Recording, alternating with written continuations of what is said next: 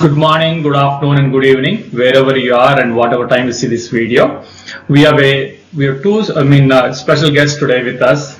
Dr. N.S.Babu garu from Nashville, Tennessee. He is a cardiologist, and we also have a Madhu Prakhya garu. He is a astrologer plus spiritual person, a guru, I would say.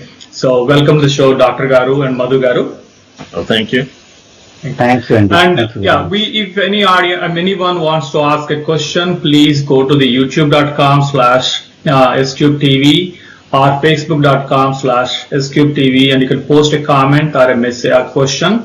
We will repeat the question, and either Dr. Garu or Madhu Garu can answer your whatever information you are looking for. They will be happy to answer those things. Okay, thank you and welcome to the show, Dr. Garu and Madhu Garu. Before we start, I would like to give one more disclaimer here. Sorry about that. This is only an opinion. This is for information point of view. This is not a treatment or any advice. So I would like you to take this as information, and if you want to get any treatment, please go and talk to your own physician or a consultant and get a medical advice and then go there. So we are only here to educate, give some information. So with this, I like to start the show. Good morning, Dr. Babu garu. So we'd like to know more about you, how you started your journey in the US. I graduated from Mysore Medical College in Mysore, Karnataka in 1973, and then came to United States in 1975, and I ended up in Nashville and was fortunate enough to train here in both internal medicine and subsequently in cardiology. And about the time that I was in my second year of fellowship is when interventional cardiology came. Andre Grenzik in Zurich started doing angioplasties. And just so happens that one of our professors, Dr. Harry Page, had a connection with that hospital in Zurich. And so he went there and met him and had hands-on experience. And in addition, he brought some equipment with him. And so we started working with angioplasty. And at that time, there were no guidelines, none written. So these were like the forefathers of the initial aspect of intervention cardiology. And I was just lucky to be at the right place, the right time. And so when I finished my training, I trained in interventional cardiology, and I was in fact the first cardiologist in our institution to be certified to perform angioplasties. And so I stayed in the same institution, and I started practicing with one of my professors, and I practiced there for 38 years, and I retired in 2018. Very nice. So very nice to hear of a background. Probably when you graduate from the college, probably many of our audience would be, by the time might be only the walking or those kind of things. So it's very impressive journey and long journey. Thank you very much. Madhu garu, we would like to hear a little bit more about you too, please. Definitely. So in a fun way, I want to put my own disclaimer too. So in case you hear any spiritual advices, it does not mean you should not consult your own astrologer. Please consult your own guru. If you have more doubts, contact your favorite god and any spirits or four spirits of forefathers. So whatever I say is a mere advice, and because we are combining Vaidyam and Bhuta Vaidyam today, it's so good. The reason is I have a lot of respect for Babu Garu. Almost in this world, probably I wouldn't call anybody Babu Garu, brother-in-law, I call him directly like that. So the kind of the personality, genuinity, the honesty with which doctors practice, and especially the ethics with which he practice, I have a lot of respect. I want to thank N.S. Garu for bringing this together. The reason is today we need an openness to knowledge. So it does not matter Babu Garu believes in astrology or not. I believe in medicine. All astrologers believe in medicine. We have to believe, meditation has to believe medication. All astrologers, when they get headache, trust me, they take medicine. So I want to also tell, don't believe like kashayam and okay, I'm going to drink this. Right now the problem is people are saying, we are making this kashayam given recipe by my great grandmother. ICMR approved it. Government of India is saying very good. All government parties are saying this is very good. I'm going to drink it and I'm going to be immortal. COVID will not touch me. This is the hypothetical things. I'm worried about it. You take your prasadam, you drink your kashayam, you do your puja, yet wear the mask and be careful. So this show is specially for heart patient, and this show is for people who have elderly people in the homes. The show is learning logically with common sense, great things that will help life. Thank you, sir. That's all I want to say. Thank you, Madhu Garu. Thank you very much. Very impressive. I mean, interesting introduction for Dr. Garu and yourself. Very nice. Thank you. Dr. Garu would like to start with, I mean, your cardiology is one of the important things which has become very important in everybody's life, even the medicine too. So last few years. So why is it, what is the importance of the cardiology department, and what exactly the cardiologist, and there are many other, you said, I mean, interventional cardiologist and a regular cardiologist or cardiothoracic surgeon. There are many divisions in this one. So if you can help us in understanding what is cardiology, what are the different departments involved in the cardiology, would be really helpful for us, please. Well, if we think back, initially when medicine came into vogue, most of the problems human beings were facing were infectious diseases. And think of, having pneumonias, tuberculosis, and infant mortality as a result was very high. And people did not survive long enough to have these old age diseases. The average lifespan in India when India obtained independence was, I think, in the low 40s. And now we are in the low 70s range. Even in the Western world, it's close to early 80s. That said, as we age, now that we have conquered infectious diseases, the old age problems like hypertension, diabetes, aging, cholesterol problems, these actually lead to other problems, including cardiovascular diseases. So that said, cardiology as a subspecialty in internal medicine represents a large segment of medical care. And, used to be heart disease was a rich man's disease, so to speak. It used to be in the Western world, people used to look and say, look, those people are having all these problems. We don't have anything. And, well, it's no longer true. And in fact, risk factors for heart disease like hypertension, diabetes, and cholesterol problems, and as a result, the heart diseases are increasing in an exponential way in the developing countries. So that said, the importance of cardiology has, speaks to itself in the sense that, they render care to a vast number of people, a big percentage of the population. So that's a very, thank you very much for giving us the introduction on how the cardiology has become the forefront, came to the forefront and also important in the medical field. So what are the basic, I would like to go back to the fundamentally, what are the basic signs of anybody is having usually what we hear in the health system is, if you have a symptom, that means you have been, this disease has been there for a long time in your body.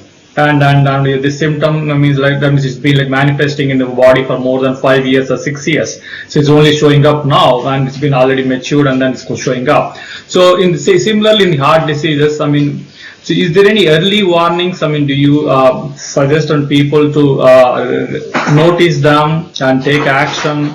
That way they can avoid the big damage to the heart when it comes to this state of heart attacks and those kind of things, if you don't mind. Very good question. Because, if you think of heart problems, obviously you have to think of the risk factors.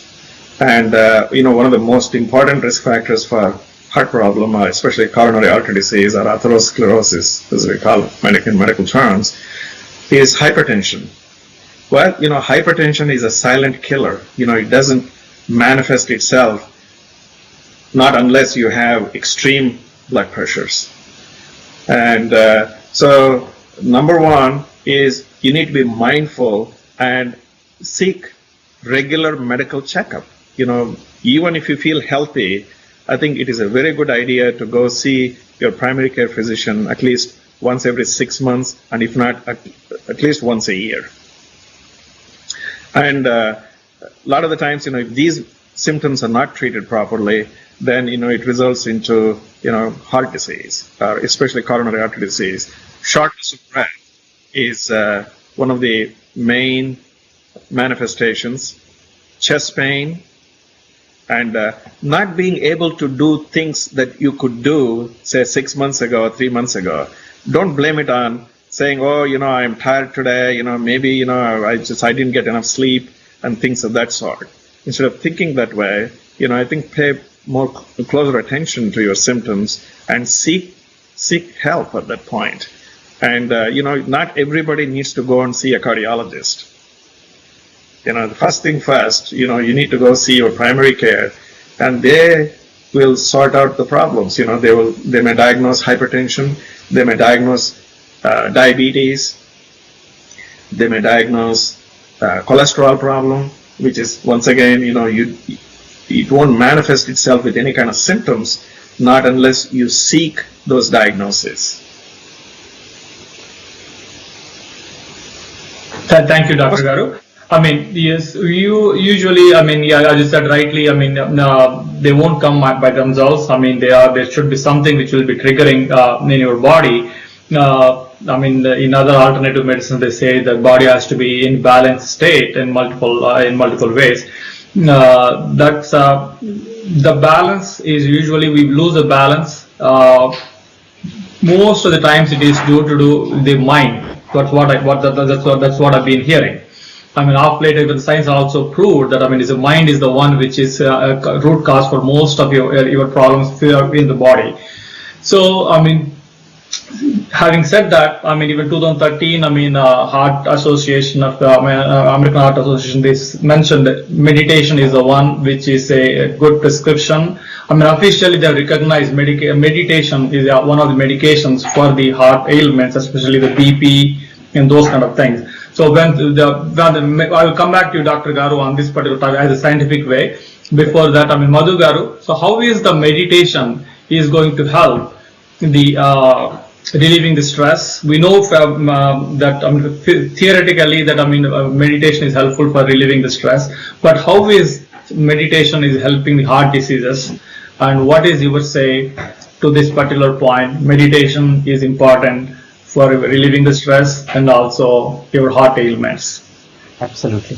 I want to say there are many benefits of meditation, but I want to suggest 12 benefits of meditation. Let's start with that.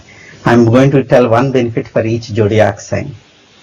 So first, if I go to a reason, I will go. Those who know astrology will understand why I came up with 12, especially those 12. First foremost thing is meditation will help the physical condition of a person. In order to do meditation, however busy we are, usually in our culture, a person will take a bath and put some bottu or something and he's sitting there. What it gives is hygienic conditions. I know myself, I have seen, unless there is a puja, some people don't even take bath. Sorry, it's a hard and harsh fact. People take bath and people get ready. And if there is a puja at home and a lot of people coming, the makeup level is much more higher. People get ready. Not only people get ready, they keep the house ready. Oh my God, today we have Satyanarayana Puja. 20 people are coming to our house. Maybe 20 families are coming. We clean up the whole house. We vacuum. Whatever is not very good, we just dump it in a closet somewhere so that people don't see. The house gets very clean. First, meditation is a hygienic process in any religion. If you go to church or anybody's house, you go to mosque, anywhere, they are kept clean. That's the most important requirement. Actually, Quran has verses. Those who are interested can go to, there's a chapter called Al-Jini, talks about hygiene. And if you go to churches, they're like, I have been to some of the most beautiful churches. I've been to Vatican, I have been to Sagrada Familia. Oh my God, the cleanliness inside is so good. Amazing, it's mind-blowing. So the inner temple, human body is the biggest temple. So when you are meditating, you are starting to respect this temple. You're going to so many outside temples. The temple, first temple is this. So that's the Lagna. You have in your horoscope, in case people use the word Lagna, ascendant, is the body, is the way who you are. First you meditate, you are calm. Second benefit is, when you are meditating, family will get the next benefit. If a person is meditating, then automatically, there are two things that will happen. One, he is meditating. Second is, he has to show that he is meditating. Because he has to show he is meditating. You're meditating and you're shouting so loud. What is the use of all your spirituality? People say that in order to counter it, he has to maintain, I'm a very spiritual person. So there is a placebo effect. There is a self-hypnotism that happens. So you go home and the kids are throwing all things everywhere. Wife is throwing all tantrums. Our husband, the meditating person is forced to smile. Oh, is it? This is so dirty. You don't even know how to cook. Instead of saying that, maybe you can cook better. Maybe next time you do better. So with this, family relations are improving and love and affection, family getting benefited. There are disappointments could be there in life, but response and reaction and provocation to these things will be less. Meditation also helps. Third thing is the communication. A person meditating, because he is able to sit down and calm every day, whatever is bath for the physical body is meditation for the mind. Like the way people, it's good to take two times or 3 times a shower a day. Likewise, if a person can meditate 3 times a day, then he's clearing out the inner stress. In Vedas, they say, that's why, Yadahnat kurute papam tadahnat pratimuchyate sarvavarne mahadevi sandhya vidye saraswati ojosi sahosi balamasi brajosi. There are mantras there. The mantras are saying, whatever I have done in the morning, the sins or negative things may disappear in the morning. Whatever bad things I did that night may disappear at night. Whenever I did it, immediately Amma remove the sins. It is not the sins they are talking about. Papam is very wrongly defined. Papa means not only doing wrong things, Papa means the stress. Lot of people have bhutam pattin, bhutam is there. Bhutam is not a devil. Bhutam is bhutakalam. Bhutam is past. Whatever bothers us today is the past. Oh my God, yesterday I did not do my work. Maybe my boss will scold me today. So we are worried in the present about the past. That bhutam has to go away. Meditation will chase that bhutam away. Bhutam is unnecessary worry of the past. That is the fourth benefit of it. Confidence is the fourth benefit. A person will give tremendous confidence and clarity. Because you're so busy running around, you never have time to make decisions. Because you're contemplating in meditation, you start making right decisions. Oh my God, I need to pay bill. Should I pay bill? Should I eat hygienic food? Should I walk outside? Or COVID is going to kill me? Or should I stay home? If I stay home, maybe the house has too much dust allergy. Am I getting allergy because I'm at home? Carpet allergy? Am I going to get allergy because I'm walking out? Should I contact my relatives? This is one stress. And bigger stress is not only the person who is having COVID has stress, everybody around has 5 times the stress. Should we go to hospital? The problem today we are facing is the scan test gets one result. It says there is no COVID. The regular swab test gets there is COVID. Do we trust this or do we trust that? Do we trust private hospital? Do we trust government hospital? Do we have COVID or by joining in a hospital do we get COVID? It's a big problem, sir. Nobody has answers to this. Scientific community has not answered. First, calm down. Stop stressing out the person who has COVID and help people who are helping COVID. Don't make decisions on the phones. The worst thing of the whatever Google Duos or WhatsApps, don't have huge conference calls, 50 people joining and making huge decisions and make life a hell for the person who has COVID and the people who are helping. Reduce the maintain social distance. Maintain social media distance. 2 kinds of distances. Don't go so close to social media. 24 live on it and stress out each other. You may get COVID. You may get heart problems. So the 5th one is, if you do not know how to meditate, do a mantra. The simple mantra is, whoever is your Kuladaivam, put Om and Namaha in the end and that will become the mantra. Om Karumaryammane Namaha. If she is Om Durgaya Namaha, Om Namah Shivaya. It is so easy to do it. Om Venkateshwaraya Namaha. If you don't know Om and Namaha, even chant the name of God. Instead of stressing out, just sit down there. Om Namah Shivaya, Om Namah Shivaya, Om Namah Shivaya. See, you are not reacting to situations, you are not provocating yourself. 6th is the environment will get cleaner. 7 is you will be ready for change. When you are meditating, there is something called spontaneous right action. Unknowingly, you are so living in conscious mind, meditation will activate the subconscious mind and you will be making right decisions.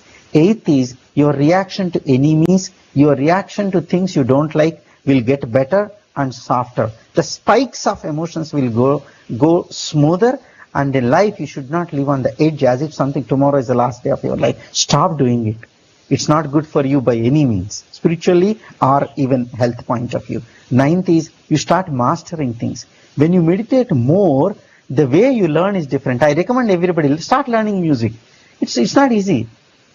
Riga gari sa sari sa sa da ma da sa, something like that is there. How do you remember that such a complicated? Your memory will increase because you are meditating. You are calming down. Your memory power will increase. Thankfully, you may not be attacked by Parkinson's disease or something like that. Your memory faculty, great doctors are here. So, because you are exercising this memory, the mantra Sanskrit has one thing great, it will keep your mind busy. It is not easy to chant Chirodanvat Pradeshe Suchimanivel Satsaikate Moktikana Mala Kluptasanastas Patikamani Bhair Moktikair Manditanga Subhrair Bhair the Bhair Pariversitair Mukta Piyusha. Try to remember it, I'll give you 2 days. So your mind will actually wake up, pumped up, you're doing better. So mastery of things come. 10 is execution. Our life is spent so much in hypothetical imagination. Meditation teaches you practicality. In real life, your mind you will not believe how much reality will come into you. People think meditation is like going into some yogi, growing a beard and sitting in Himalayas. No, meditation is understanding how beautiful life is, jumping into real life, taking action, helping even others. 11 is when you meditate, because of your calmness and because of your willingness, you will have more friends and they will come into your life. And there is also a question somebody asked, Sindhu Srutigaru asked a question like, how does BP help? The BP will come down to normal.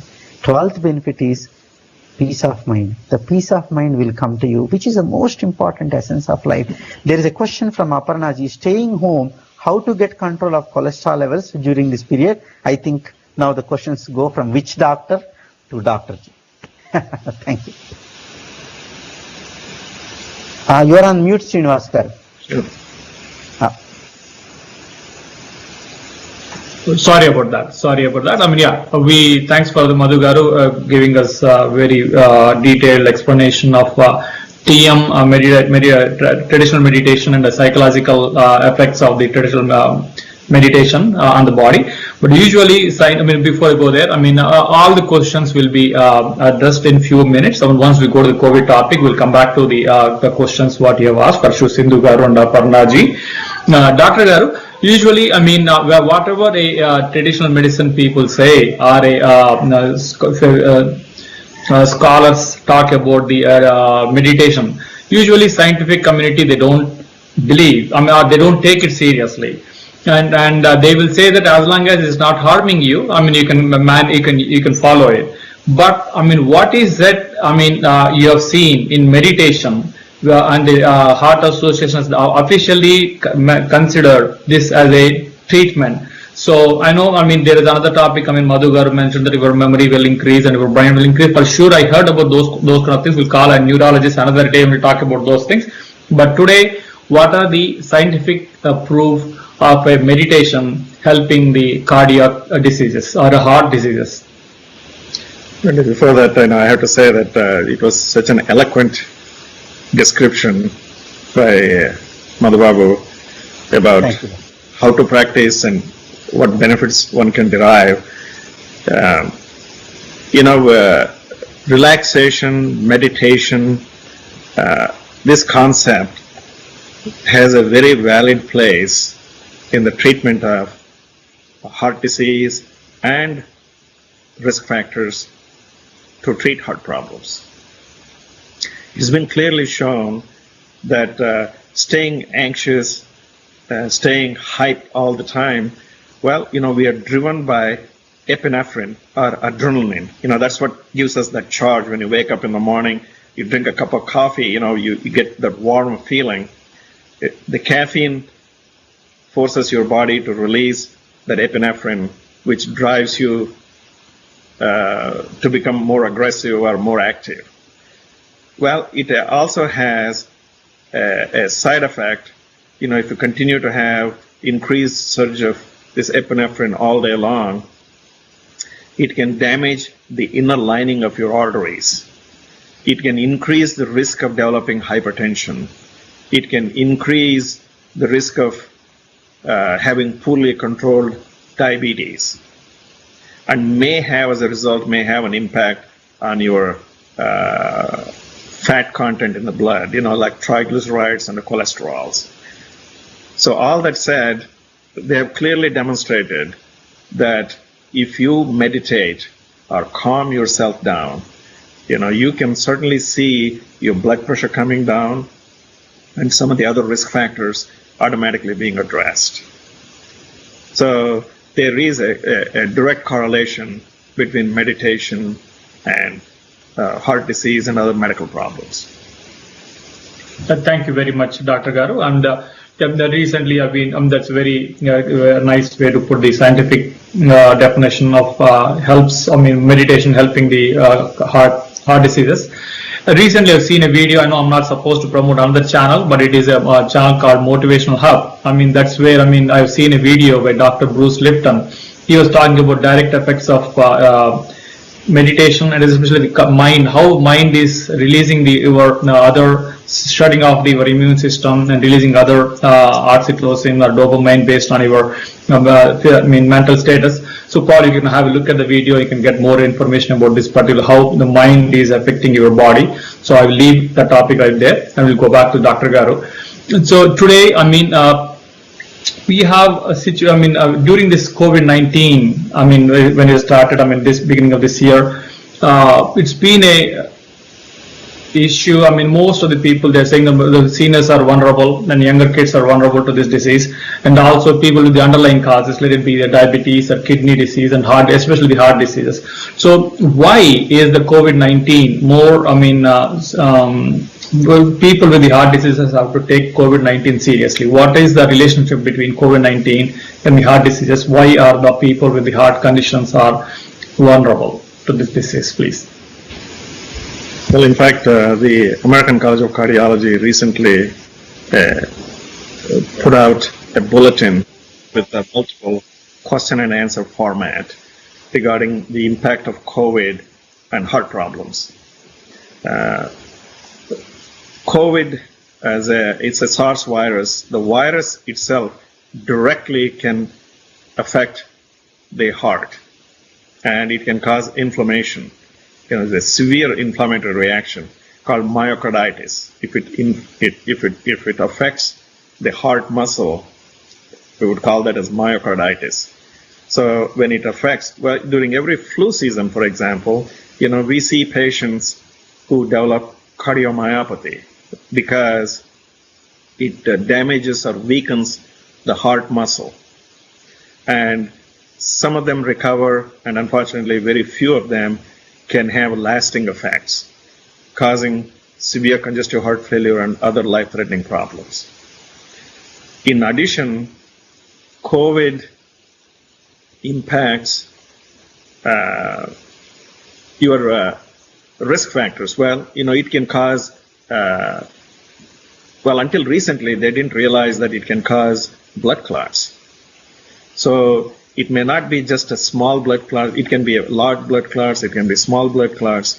And so one of the reasons why people, in addition to having these lung infiltrates as a result of the reactionary response to the virus, may also be impacted by formation of small blood clots, which can be life-threatening. It's having like pulmonary embolism is what they call them. And so if you have a cumulative effect of a large area of the circulation to your lungs is compromised, then that can result in life-threatening complications. For the same reason, once that happens, there is a significant impact on the right side of your heart, which can trigger irregular heart rhythms, including atrial fibrillation. You know, one of the most common causes for developing strokes would be atrial fibrillation that is not treated. Gotcha. Thanks. So all these multiple aspects is what one has to look at. So if somebody already has pre-existing problems, suppose a middle-aged person with hypertension is already at an increased risk of developing heart-related problems, this adds insult to injury. And so that's why, you know, one has to be real careful in addressing people, taking care of patients who have pre-existing medical problems. Thank you very much, Dr. Garu. And we take one question from Sindhu Shruti ji. So how does high BP impact COVID-19? Or maybe the other way, but okay. Well, COVID-19 does not cause high blood pressure, nor high blood pressure per se does not increase your risk of developing COVID-19. But since high blood pressure is a risk factor for heart disease, if you develop heart problems or kidney problems as a result, then it could impact. It can increase your risk of developing complications. Gotcha. Okay. Thank you. So we'll go to Madhu Garu. Madhu Garu, you have a question from Priyam Shiva. Which is the best way to meditation, or which is the best way to meditate? Beautiful question. So actually, let me give a glimpse of easiest meditation technique. If you want to meditate, arrange a time, morning once and evening once. Start with 11 minutes. Just 11 minutes is sufficient. Start with that. I don't want to give a very complicated method. 11 minutes in the morning and 11 minutes in the evening.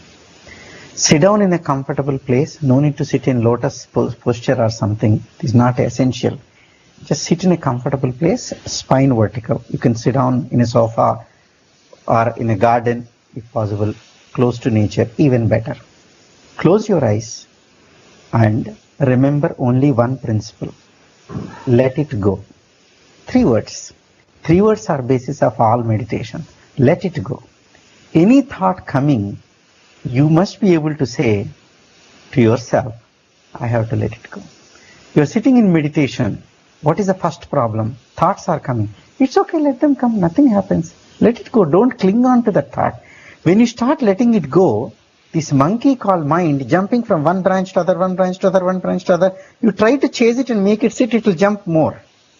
You say, go wherever you want. It will settle down and sit in one branch and start watching you. That monkey is your mind.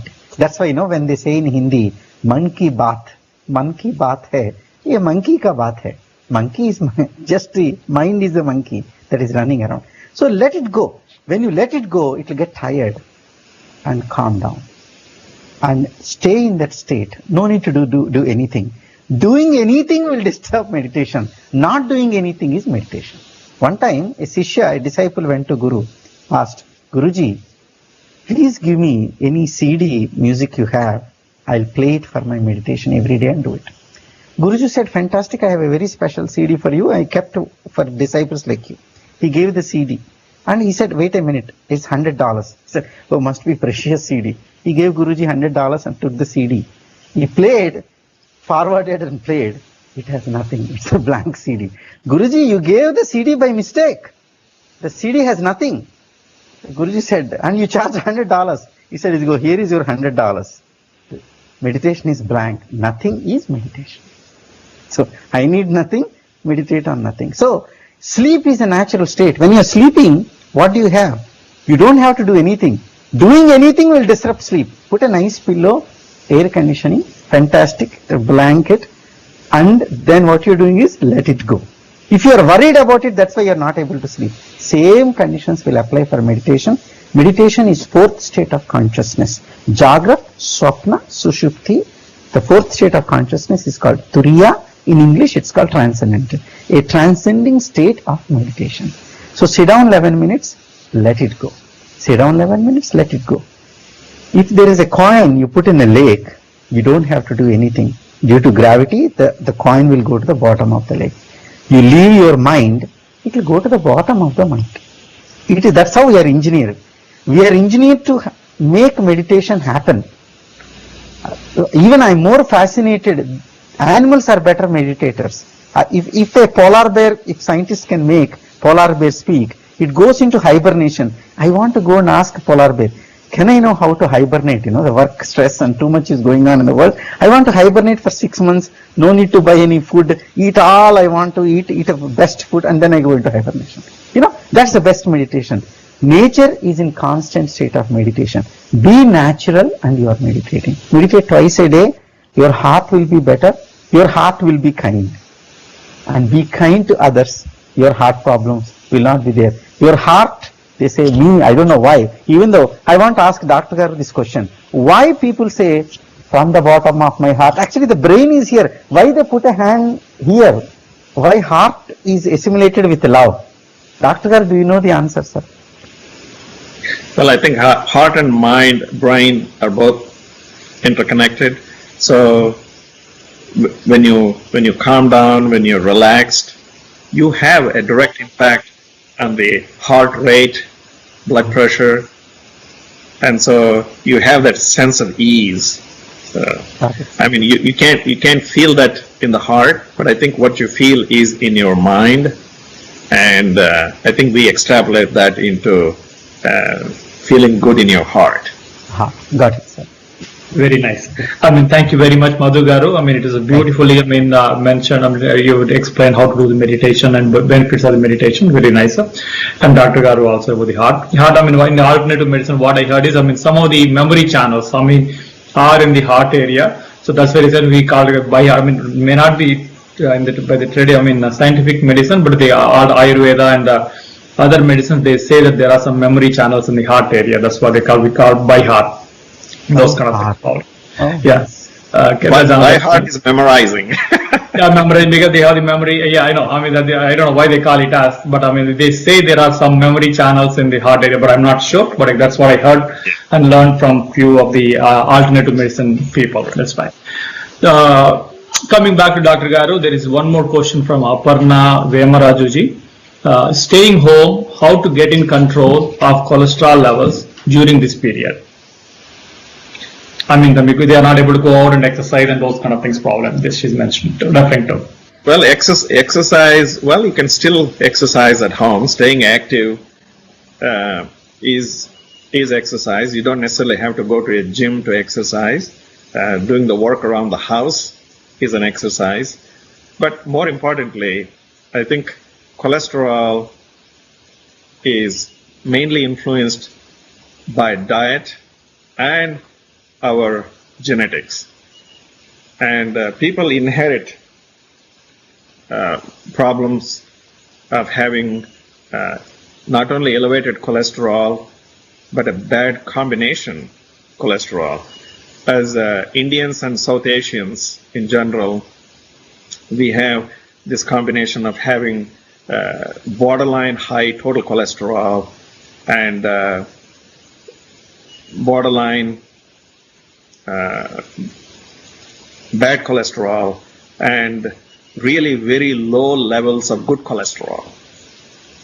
And unfortunately, there is not much you can do to change your genes, but it has been shown that by staying active and exercising and by eating right, the diet has a major impact on that. And of course, taking medicines. Statins is the cornerstone for treating cholesterol problems, and it's been prescribed for 5 to 6 decades and continues to prove to be very effective. So I think to answer her question, even though you're in this COVID environment, everybody is homebound or restricted. You don't have to go to a mall or a gym. You can still walk around the house or inside the house or do housework, and that gives you enough exercise. And more importantly, be mindful about your diet. And if the cholesterol is high, but I think you need to take a statin along with that, because just staying on diet alone will not decrease the risk of developing heart disease in these patients. Thank you, Dr. Garu. Thank you. There is one more question from Sri Vatsava G. Does high triglycerides with low HDL and normal LDL values create bigger heart issues, and what care we shall take? Well, triglycerides, even though they are not given the same value of risk as cholesterol is, they do matter. And unfortunately, your triglycerides are influenced by your diet significantly, especially people who eat high carbohydrate diet. And Indians, being mostly vegetarian, run that risk. And also, now that there is affluence in the society, more of us, we are eating carbs, carbohydrates, and we are adding fat to it, be in the form of oil or ghee or whatever. And that's a very bad combination. And higher your triglycerides, lower is your cholesterol, or a good cholesterol level. So that's sad. So, you need to really first address that. There are medicines directly dedicated to blocking the absorption of fats and triglycerides from your body to increase the metabolism of these triglycerides in the liver by taking a medication. And so those things add. But in general, they don't extrapolate. Just because you lower your triglycerides significantly does not extrapolate into decreasing the risk of developing heart disease. As we see with statins, for example, clearly there is a linear relationship with the amount of cholesterol reduction by taking a statin and the reduction of developing heart problems. Thank you. Dr. Garu, I want to ask you one question. Recently read another thing is, most of the doctors, some of them are recommending plant-based diet, for the heart disease issues. So what do you say about that one? Is it right? When you said, the rice is a different topic, but when you say plant-based, what are all the plant-based? And is it any relevance? That is not, if anything, that's not animal derived products, and so all vegetarian would be plant-based. But that said, if you look at all the food groups that we eat, pretty much 95% of it comes from plant-based. But, wheat, rice, they are also plant-based. But so we should be more mindful. Suppose, if you're a rice, South Indians, for example, we eat a lot more rice, as opposed to North Indians, we eat more wheat-based products. So eat better than rice is eating chapati preventive, but they're also getting heart problems now, sir. Correct, but they have, in relative terms, it has more protein than rice. But then again, we go more for polished rice as opposed to unpolished rice. So if you eat whole grain, that's the concept about whole grain as opposed to white flour. And there is a superstition or reality, I don't know, but a lot of coconut oil people are using. Is it good, sir? They're saying coconut oil is good. It's a big I thing think going that on. there is a great misconception about oils and fats that includes coconut oil. It is very clear and easy to understand. If any fat is solid at room temperature, it is bad for heart. Oh, coconut becomes solid at room temperature, very easy. In fact, coconut oil has more saturated fats percentage-wise than animal fat. Oh my. But there is this great movement about the benefits of coconut oil, and in some segments in India, people are thinking more in terms of eating avanayi, clarified butter. Yeah. Well, there is no scientific proof that any of those things are beneficial. In fact, the American College of Cardiology republished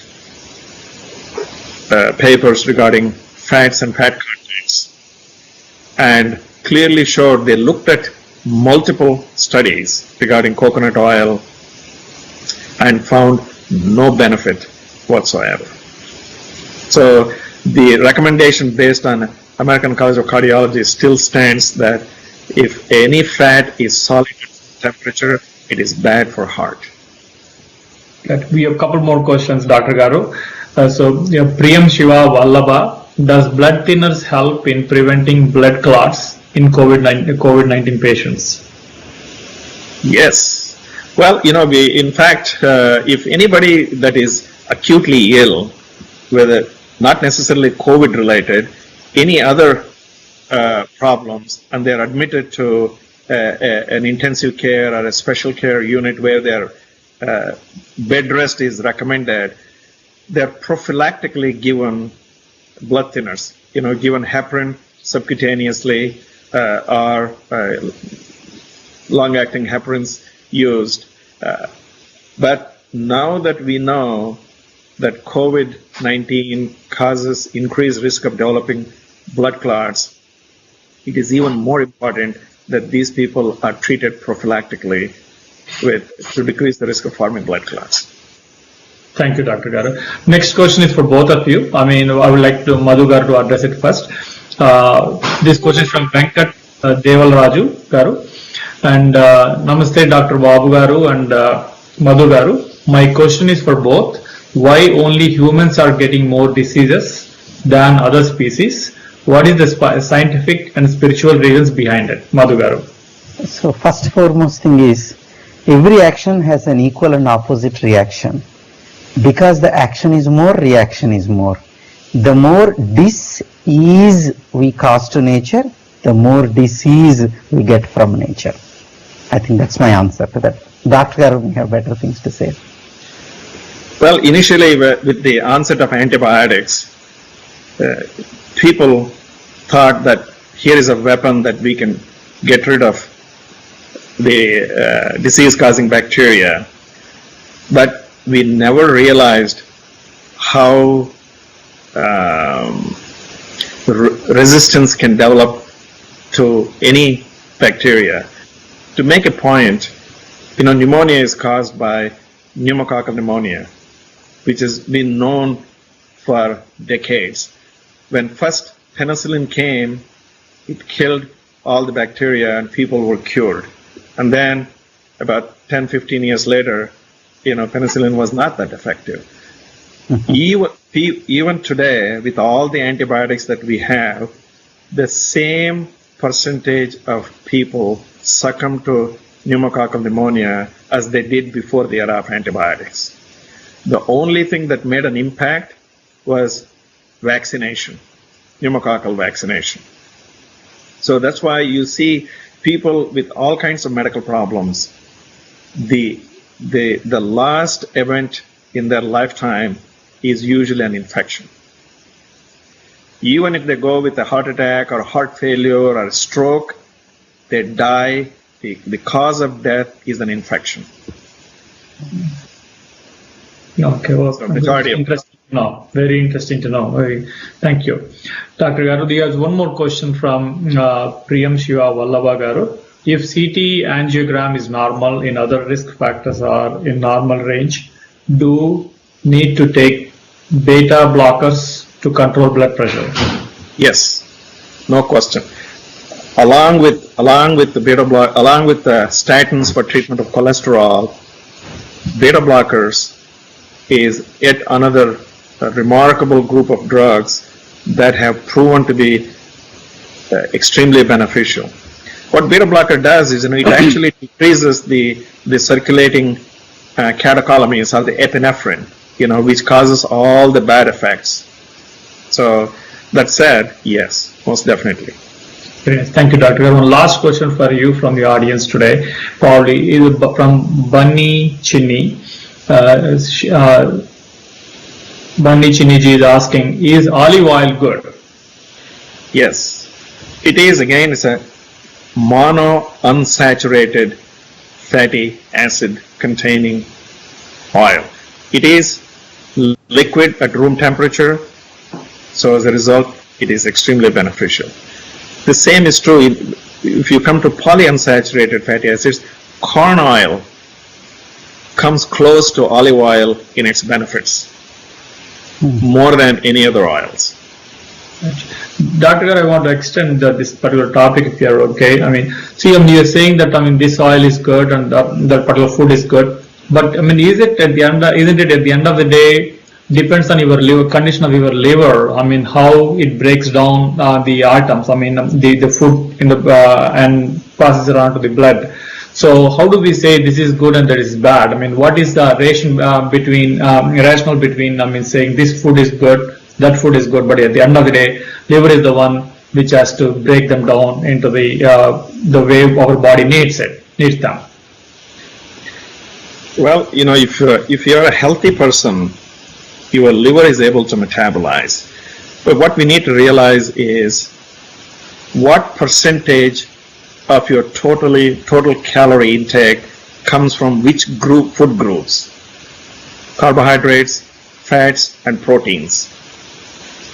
And that said, yes, the fats are metabolized in the liver, carbohydrates to some degree are metabolized in the liver, but if you have a healthy liver, it is able to more than handle it. On the other hand, most people develop what we call fatty livers. That is an infiltrative disease. People who overeat or obese and chronically eating increased carbohydrate diets, they all can develop fatty livers. When that happens, the liver's efficiency in metabolizing these products goes down, and then they can develop problems. Thank you very much, Dr. Garu. Madhu Garu, it will not be able to end it without asking you this question. Usually, see, because you're a guru, spiritual guru, plus also astrologer.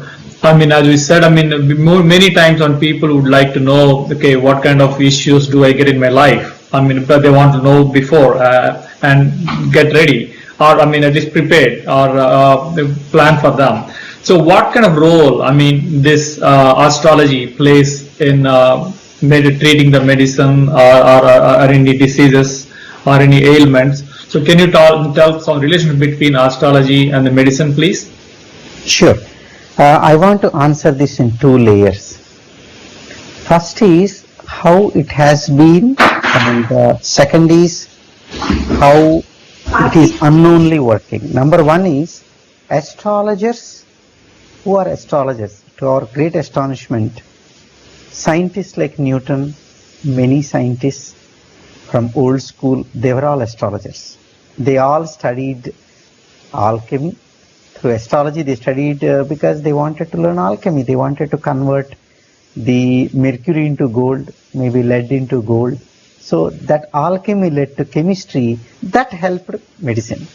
So astrology inspired medicine. We started in astrology. We started in making our life gold, making gold, and in the process, we found gold in knowledge. So that's the first foremost thing. So basis of medicine is astrology. In the most modern advanced days, astrology is a 12-dimensional thinking. Astrology helps you think and analyze differently. A lot of people think astrology means looking at the individual horoscope. Sir, Guru is bad, do puja for 3 days, Mars is very bad, every day Tuesday you break 1000 coconuts. That is old fashioned. The astrologers we have upgraded also. So right now we call our astrologers version 235.793. In case people don't know, we have versioned ourselves more advanced. We are advising the Indian budget when to be submitted. We have advised how to take care of a construction, architecture, and using Vastu, yes, and also astrology, direction and engineering Some of the astrologers are very highly educated, doctorates, engineering. They're advising corporate restructures. I have done some of the PricewaterhouseCoopers reorgs and some of the huge companies, I don't want to mention the names. Some of the major government decisions we are helping, because end of the day, the person making decision needs somebody to think strategically. I have advised CEOs of biotech companies. I have advised various people at various engineering and technology firms. We do it because we are analytical tools. An oracle is a living person. He's using his intuition as well as logic. Many times, great persons or people, leaders, need somebody to think. In elder days, kings have ministers.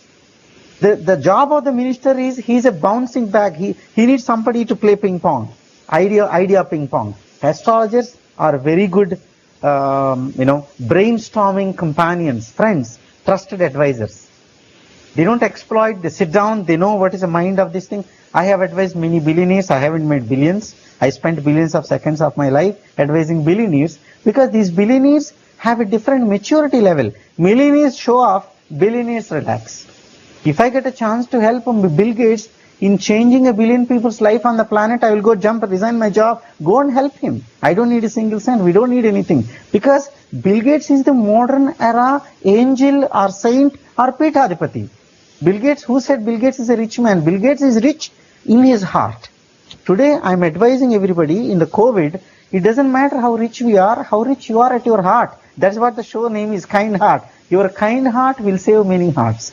Be kind, write checks, give money. And the best way to meditate, I'm combining another question, is music gives that meditation. I'm doing another show called Healing Mandolin, because music is a way of healing, and we are combining reality with meditation and music. So Dr. Babu Garu here, he volunteered when he heard these shows and our show last time, Srinivas Garu. Babu Garu called me. He said, Madhu Babu, I have time. I don't want to be just talking about this. I want to volunteer my time. So we are creating a platform. People, as a second opinion, for free, they can consult who have heart problems. And he came forward to, we are creating the platform, can help the patients, advise them, and for betterment of this thing. So I request many doctors to come forward and help wherever you are, not to us. You don't have to come to us. We are not the only one opening the, a flag or something here. Please go there, help out the society, which you are doing, those who are doing already. I want to thank all of them. Meditation is making someone's life great. Meditation is making humanity better, being a better human being. That's all as per definition of meditation. Thank you, Madhu Garu. Thank you. Dr. Garu, do you have any message to the audience, the listeners, please? Well, in this most unusual times of this pandemic, I think we all have to be more mindful, and we don't need to be unnecessarily scared. We need to follow the guidelines set out by the appropriate agencies, like social distancing, wearing masks and all of that. And then it is extremely important, if you are taking medicines for heart problem or heart causing problems like hypertension, diabetes, cholesterol and all of that, please do not stop or change your medicines, not unless you consult with your physician. And there are a lot of information that may not be as valid as is being published by the valid organizations like the American College, the CDC, and all the national institutes of various nations. I think that's who we need to follow. And then, one need to stay active, mindful, relaxation and meditation. And just because you're staying in a limited space doesn't mean that you should change your lifestyle to the point where you just sit down and do nothing. It's like watching television for hours on end is a bad idea. Take a walk. Probably we should walk more We should walk more. Yeah, I mean, places where there is access to parks and other places where there isn't big crowds, you can still go and walk. You don't necessarily have to stay cooped up in the house.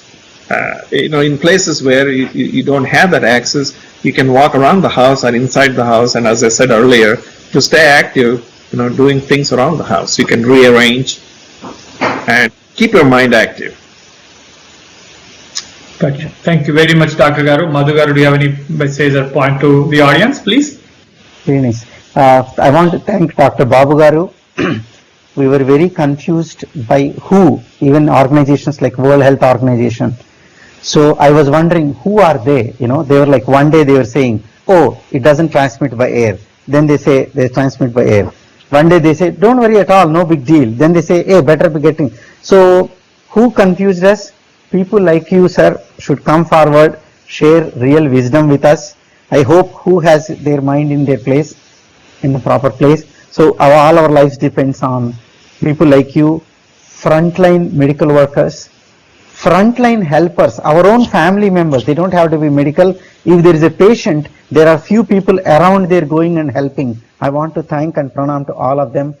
Your work is immensely great. You're truly divine. All of you, please continue this great work. I want to thank Srinivas Garu for sending this message across. Our media playing a very big role in making the reality and knowledge spread. If not for you, there would have been more confusion. Thank you very much, Srinivas Garu. Thanks, and this is a great platform to kind of get the information out. Well, to answer your question, Madhu babu, I think everybody was learning to see what this virus is, how it impacts and all of that. We are wiser today than we were when it was first diagnosed in the early part of the year. So we're going to get much wiser by the end of the year than the beginning of the year. So that said, hopefully, with the vaccination being available, maybe, we will have an answer to the problem.